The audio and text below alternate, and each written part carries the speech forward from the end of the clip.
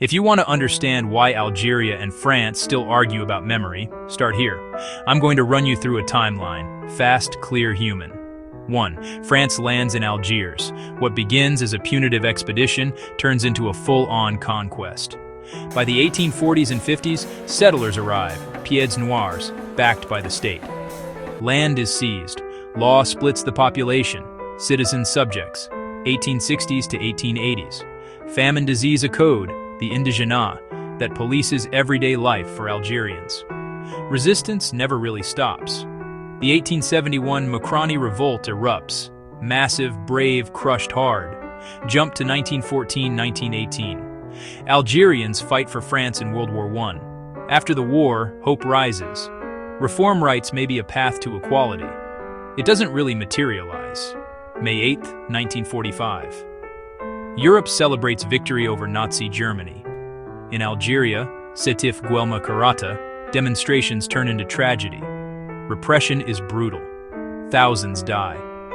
For many, this is the point of no return, the belief that reform won't be enough. 1. The FLN, Front de Libération Nationale, launches coordinated attacks on Toussaint Rouge, the Red All Saints' Day. The Algerian War of Independence begins. This is not a distant war.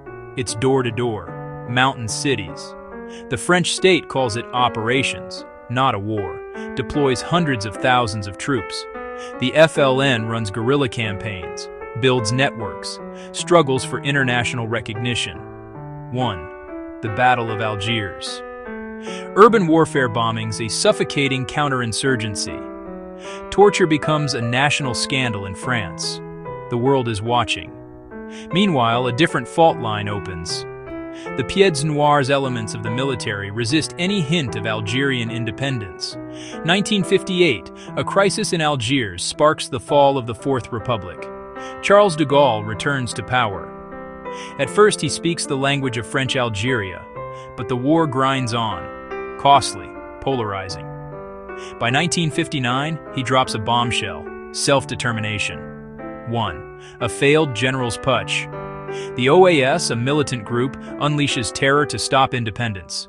In Paris, peaceful Algerian protesters are met with deadly police violence on October 17th. This is a war that reaches the metropole. 1. The Evian Accords. A ceasefire. A referendum. Algeria votes overwhelmingly for independence. July 5th. It's official. The aftermath is messy and human. Over 1 million Pieds Noirs leave almost overnight. Many Harkis, Algerian auxiliaries who fought for France, are abandoned, persecuted.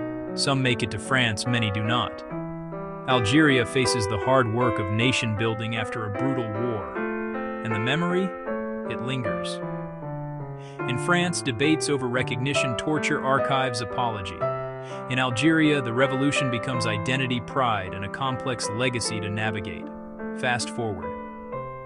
2019's Hirak movement fills streets with peaceful protests. Young voices demanding accountable government. Different era, same instinct, dignity. So when you hear Algeria and France in the same sentence, remember this timeline: conquest, resistance, war, independence, exile, memory. It's not just history, it's a living relationship carried by families, languages, food scars, songs across the Mediterranean. I'm not asking you to pick a side. I'm asking you to see the people inside the dates.